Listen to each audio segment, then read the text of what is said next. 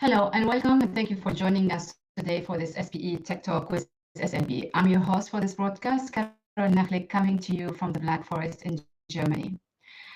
Electric submersible pumps, or ESPs, are the most frequently used tool for extracting oil fluids in the oil industry's artificial lift sector. But in geothermal applications, typical oil field ESPs have limited applicability due to the challenges associated with high enthalpy wells. We're joined today by SLB to discuss a new system designed for high temperature and high power applications successfully deployed in Europe, transforming the application of ESP technology in enhancing the use of geothermal resources for sustainable energy production. As usual, one great way to interact with today's broadcast is to let us know where you are watching from and to share your opinions on today's topic. If you have a question for today's expert, type it in the comment section. For a chance, our guests will answer it during our Q&A segment. Before we get started with our discussion, let's take a look at today's poll's question. What's most important for you in an ESP system? A, efficiency, or B, reliability? We don't have a third option, so you have to choose between the two. Maybe you can choose both. Let us know your answers in the comment section, and we'll take a look at the results later in the show. And now let's get started and introduce our guest. Joining us today from Houston, Texas is Andrei Fastovets, Product Manager for Electric Submersible Pumps for SLB's Artificial Lift business line. Andrei joined SLB in 2003 as a field engineer and has held various positions in artificial lift operations, sales, marketing, and new product development in the US, Russia, Middle East, and Asia. He holds both a bachelor's and master's degree in petroleum engineering with honors from Kotlin, Russia State University of Oil and Gas. Also joining us today from Aberdeen is Rob Mackay, SLB's European Sales and Commercial Manager for Artificial Lift and Completions business line. Rob has been with SLB for more than 20 years and has held various positions in artificial lift and completion operations, sales, marketing, and new product development in Australia, Asia, and Europe. He holds a bachelor's degree in physics with honors from the Robert Gordon University in Aberdeen in the UK. Hello, Rob and Andrei, and welcome to SPE Tech Talk. Hello, Carol. Hi, everyone. Welcome, and thank you for joining us today. Rod, let me start with you and ask you, what are the unique challenges associated with high enthalpy wells in geothermal operations? So I think there's three main challenges, Carol, that affect artificial lift operations in high enthalpy wells, especially when we're talking about geothermal power generation wells. So the first of these challenges is temperature. I mean, generally you're talking about extremely high temperatures for artificial lift applications. Certainly over 200 degrees Celsius. And often 250 degrees. And the second challenge is depth. I mean, you're looking at anywhere between typically 1,200 and 2,000 meters that you're deploying systems into. And then thirdly, these wells are also very high rate. I mean, over 300 tons per hour is common. And that high rate, that translates into high horsepower. So typically over 1,000, over 1,000 horsepower. If you take those three challenges and bring them back into like a conventional geothermal application, like district heating, for example, where you have two main forms of lift. You have line shaft pumping, and you have electric submersible pumps. Both of these applications will work. You then take that into the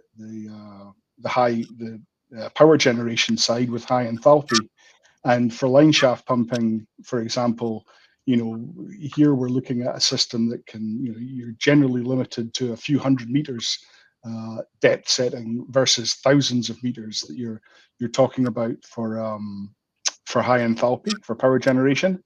And then from an ESP's perspective, typically you can have, historically, you've been able to have high horsepower systems or you can have high temperature systems. You really couldn't have the combination of those two technologies together, although depth obviously wasn't so much of an issue with an ESP. So both those technologies, they're perfectly applicable in district heating and lower enthalpy. As soon as you move to power generation and high enthalpy, both systems traditionally have really struggled in that environment. Thank you for this information, Rod. Andrew, let me turn to you and ask you to describe conventional ESP technology and the limitations in terms of depth capability that prevent their deployment in deep geothermal wells. Thank you, Carol. As Rod pointed out, until recently, the geothermal operators didn't have much of a choice when it comes to high enthalpy artificial lift. The conventional line shaft pumps with the motor deployed on surface and the pump downhole connected to the motor with the long rotating shaft have very significant depth limitations. They cannot be deployed in deviated wells, and they also start to get into all sorts of mechanical issues once you start putting them in high temperature, high enthalpy wells. Obviously, ESP is devoid of those limitations. ESPs have been successfully deployed in very deep wells and at very high deviations, including the horizontal bores. But the problem is that the dedicated high temperature ESP technology, which was originally developed for mostly steam assisted heavy oil production applications, are very limited in terms of horsepower, and therefore the flow rate that they can deliver. And as Rod pointed out, they have very limited applicability in the geothermal space, which is probably why we have not seen a significant proliferation of ESP application in the geothermal space. The horsepower and the reliability requirement that we see in the geothermal applications is in fact very similar to what we see in the deep water, offshore, and subsea installations. Right, so these pumps do require significantly high horsepower in the range of 1,500 to 2,000 horsepower on average, and they also come with a very high premium on reliability. Naturally, the workover cost of a subsea well could be in the range of tens of millions of dollars. So reliability is really paramount for those applications. So we saw an opportunity to take the best of the two ESP technologies available in the industry today, the high temperature SAGD ESP technology, and combine it with the high reliability, high horsepower ESP technology that was originally developed for deep water, offshore, subsea applications, which brings the high horsepower and high reliability component.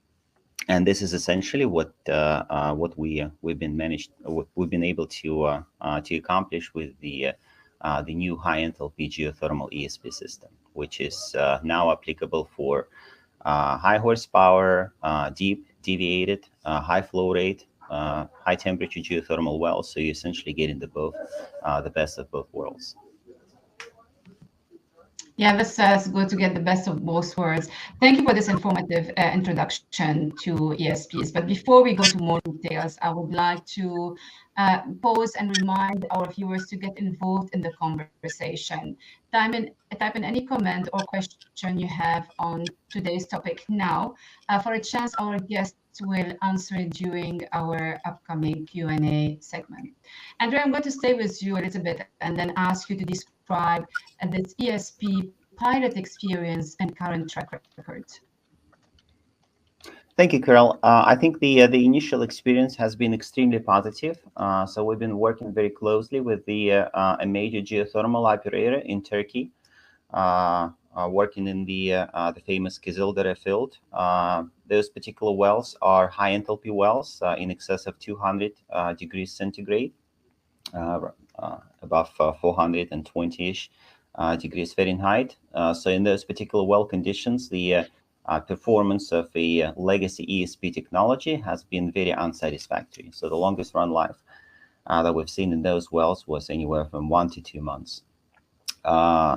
in July last year, we installed the first pilot high enthalpy geothermal ESP system in a well that had 213 degrees centigrade, so around 415 degrees Fahrenheit bottom hole temperature.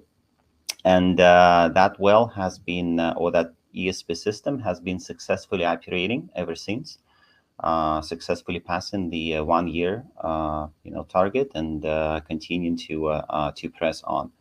What is probably more exciting is that the parasitic power, right? So the power consumption from the ESP system only accounted for less than 30%, approximately 20 to 30% of the incremental power that was generated with the additional flow that was provided by the ESP system. As we sit here today, we've installed 15 systems in Turkey, looking to install additional systems with the operators both in Turkey and here in US. And on average, what we've seen so far is that the operators have been able to achieve upwards of 50% incremental revenue or incremental production from those wells with the help of ESP systems. And as I pointed out, the parasitic power, thanks to the high efficiency permanent magnet motor technology that was employed in the systems, only accounted for less than 30% of the additional power that was generated thanks to those ESP systems. So overall, we see the initial deployment results as very, very favorable, but probably not surprising given that the amount of technology that went into creating this system. So just to be clear, it was 50%, 50, not 15, because 50 is quite substantial, isn't it? Yeah, 50% incremental revenue per well that the operators have been able to realize with the support of the ESP systems with artificial lift. Which is quite impressive, actually. Right. So, Rod, let me now ask you about the opportunities offered by this new ESP technology to enhance production from geothermal wells. Thanks, Carl. Yeah, so I think if you look at some of the global developments over the last 18 months, things that have been happening, it's caused a lot of governments, especially in Europe, to look at their energy independence and their energy policies. You couple that to the global global net zero emission targets that have been taken. I think most governments now are looking at what they have to do towards energy independence, but obviously looking at the focus as not necessarily just being on the traditional oil and gas as the way to fix that, but looking at what can be done in terms of alternate energies, etc. If you look at geothermal overall as a system, this is something that's clean, it's abundant, it's sustainable, it's dependable. And so for a lot of governments, it's a very attractive thing to develop. We see that today in Europe with several governments in Europe offering significant incentives and grants to companies to develop or to further enhance district heating from low enthalpy and medium enthalpy wells, and also to develop power generation. We see that in Turkey today. There's a big move towards that in Germany as well. And if you look at in the last decade or this decade that we're in right now, we started this decade and geothermal power generation globally sat at around 15 gigawatts that was being generated. We'll end the decade well above 30 gigawatts. So we're going to more than double the amount of geothermal power production that we have. That equates to 800 new high enthalpy wells. 400 of those will be in this 200 to 250 degree temperature range that we're talking about here. As Andre was saying, in the gains that we've seen in Turkey, if we are able to take 400 wells, and we're able to significantly increase production, that ultimately equates to more electricity, or alternatively, it can equate to having to drill fewer wells to receive, to achieve the same power level. If this is, this ultimately, what this leads to is a reduction in the total cost of ownership of the overall system, and that can only be a good thing both for the operator and the end user at the end of the day. Thank you, Rod. And I'm glad that we touched on geothermal energy, because people talk about renewable, they only think of solar and wind, but geothermal has also a good potential. So I'm glad we brought this up in this discussion today. Before we continue, I would like to take a quick look at the results of the poll question. Earlier, we asked whether what was the most important aspect for you in an ESP system. A, efficiency, or B, reliability. And actually the results came 50-50. Rod, Andre, is this something you expected? And I'm curious why we did not choose both. No, I don't think that's unexpected. I think it was a bit of a loaded question to start with. I mean, obviously, depending on the environment, people may favor one over the other. For example, in the deep water subsea environment, you may want to, if you have to, but you don't really sacrifice some efficiency for reliability, since the workover is very high. And conversely, in the land environment, where workover may be relatively inexpensive, we may do the opposite, right? I think we're in a privileged situation where we can get both, right? At this point, we can deliver both efficiency and reliability with the engineering technology and the materials that are available to the industry today. Rod? Great. Rod, would you like to add something on the poll's results? I think no, I think Andrew's absolutely correct. I think if both had been offered as an option, 100% of people would have gone for both. I think the one thing that I find reassuring is that people are very focused on efficiency, because, I mean, obviously, making these systems more and more efficient ultimately has an immediate knock-on effect to the environment, to ultimately to what we're talking about before, about everyone's commitment to a net zero future. If we don't make systems like these as efficient as we possibly can, and if efficiency is not of vital importance to people, then that's a goal that won't be realized, right? Thank you, Rod and Andre, for answering my questions. Now I would like to turn to the questions that our audience has asked. And we have the first one from LinkedIn user. Are seals the most common failure of ESPs in high enthalpy wells? What other components remain critical? And how do you see adoption of lot in these high enthalpy ESP systems? Who would like to take that? I can take that. Indeed, the motors and the protector, or the seal, which contains the shaft seals, which are basically sacrificial components, a barrier between the well fluid and the clean oil inside the motor, is the most critical component of the system. We are building on almost 30 years of expertise designing the high temperature ESP systems for steam assisted heavy oil production applications, primarily in Canada, but also to some extent in the Middle East. We're currently at fourth generation of the SAGD ESP system, so almost 3 decades of development in ESP technology and materials to be able to cover those applications. I can probably mention 2 developments which really made the major difference in getting the reliability to where it needs to be in this high temperature application. One is the motor encapsulation technology, right? So in these applications, it is absolutely critical to make sure that the heat that is generated by the motor itself, the stator, and the core is evacuated to the housing of the motor and carried away by the well fluid as efficiently as possible.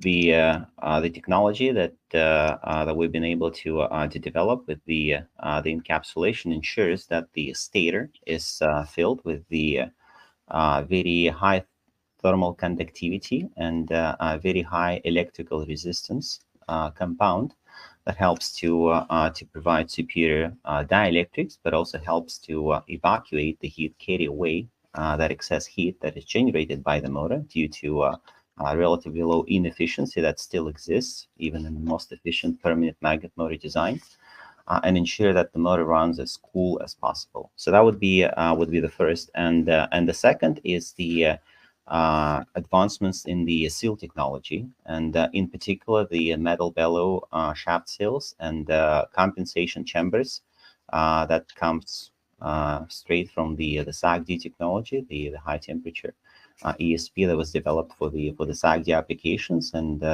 very similar design was carried over to the high enthalpy, high temperature geothermal ESP system. Great, thank you, Andre. Maybe I don't know whether you or Rod would like to answer the following question from Surendra on Energy Stream. Can these ESP handle the possible sand production from the wells? Yeah, I can take that. Yeah, absolutely. At the end of the day, when it comes to the pump element of this, as opposed to the motor element, the pump is very similar to what's deployed in conventional oil wells today.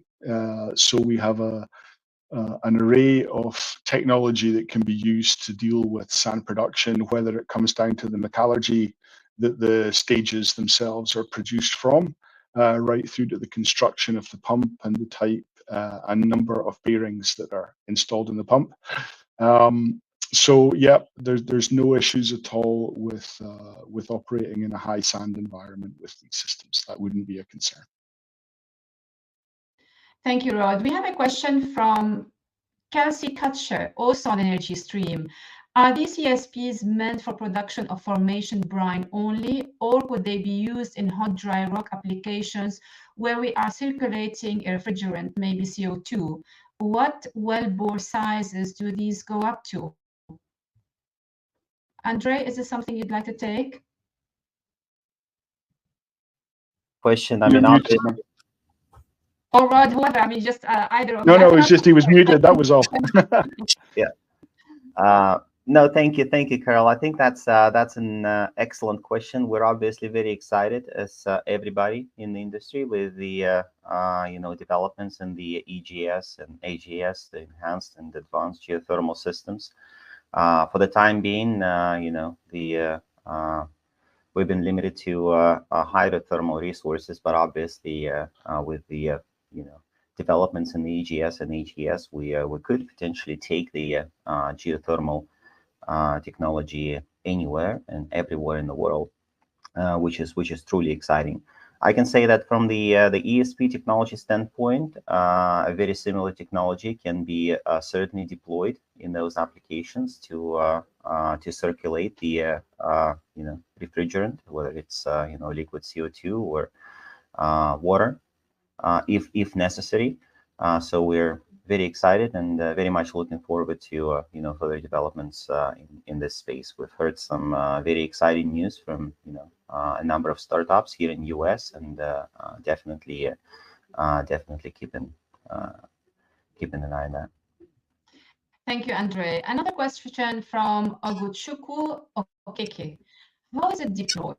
Is it run with the completions? What's the maintenance like in terms of efficiency? Rod, or? Yes. Okay. Yeah, I can take that. So as far as deployment goes, it's no different to any conventional ESP. So you would run this either with a hydraulic unit, you would run it with a rig, you can run it with a crane.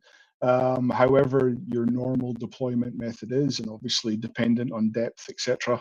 But yes, so this is tubing deployed with a completion, depending on what kind of completion you want to run with it.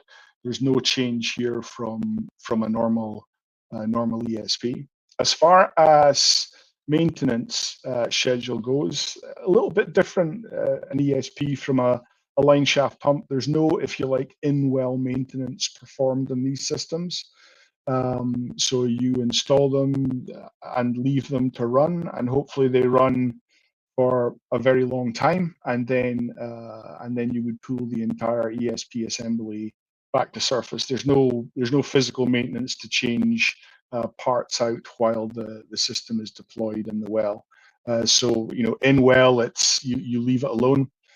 From a surface system perspective, obviously you have variable speed drive at surface, which you can use to control the ESP, and maintenance, if required, can be done on that. But any maintenance on the ESP itself would involve changing the pump out, replacing it with a new pump. Great, Rod. We have lots of questions coming. I don't know if I can squeeze two more. Let's go for the first one first. Is scale build-up with an ESP a big issue in high enthalpy geothermal wells, and what are existing solutions being looked at? Thank you, Carol. I think that's an excellent question, because the ESP technology actually lends itself very well to establishing an efficient chemical injection program in the geothermal wells. And since we have an ESP now that is placed much closer to the producing interval, and we can run an injection line, a chemical injection line, all the way down to below the ESP intake. We can establish the chemical injection point much deeper in the well, which means the reaction time is significantly increased, and the efficacy of the chemical injection is increased. So overall, ESP completion, any ESP completion for that matter, lends itself very well to a chemical injection program. So that's the first part. As we always say, you can only fight chemistry with chemistry. So what we see is like in some oil wells or petroleum wells, chemical injection is critical, but it's probably more critical in geothermal space, because those wells tend to be more scale and corrosion, have more of those issues. That's the first aspect. The second aspect has to do with the again with the efficiency, overall efficiency of the system itself, and just how much heat is generated by the system during operation, right? So effectively, an inefficient ESP system could become a very efficient downhole heater. So in the very same way you have scale buildup in your kettle, right? You could see as extensive scale buildup on the housing of the pump and the motor if those units are inefficient. So we are striving a lot using the best technology available in the computer-aided design, the computational fluid dynamics design, in both the hydraulics of the pump as well as the electromagnetics in the motor, to make sure that both of those are as efficient as humanly possible.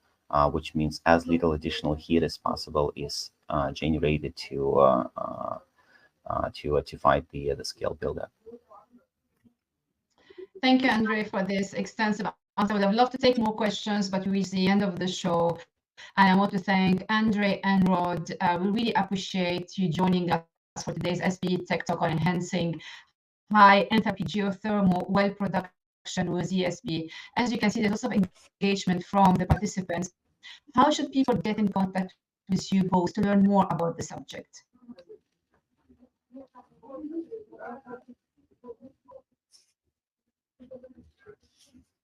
Do we have, yeah, so we can use the LinkedIn, your LinkedIn profile, you can reach and Absolutely. Absolutely, yeah. LinkedIn's perfect. Great. So you can also see Andre and Rod presenting at the SPE Gulf Coast section Electric Submersible Pump Symposium on October 2nd through the 6th in the Woodlands, Texas. Thanks again, Rod and Andre, and special thanks to SLB. Watch a replay of this episode on the SPE Energy System, the industry's digital pulse. Visit streaming.spe.org. I'm your host, Carol Nachle. Join us again next time right here on SPE Tech Talk. Bye-bye. Thank you very much, Carol. Vielen Dank. Thanks for having us.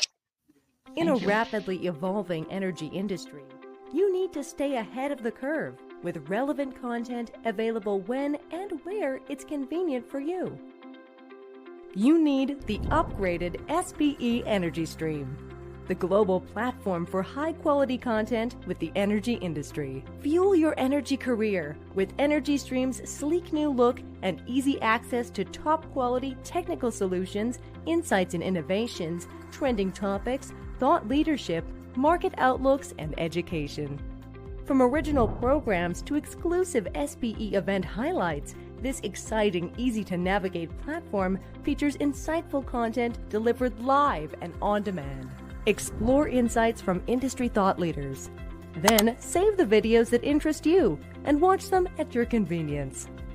Be at the forefront of energy knowledge and explore the newly updated SPE Energy Stream now.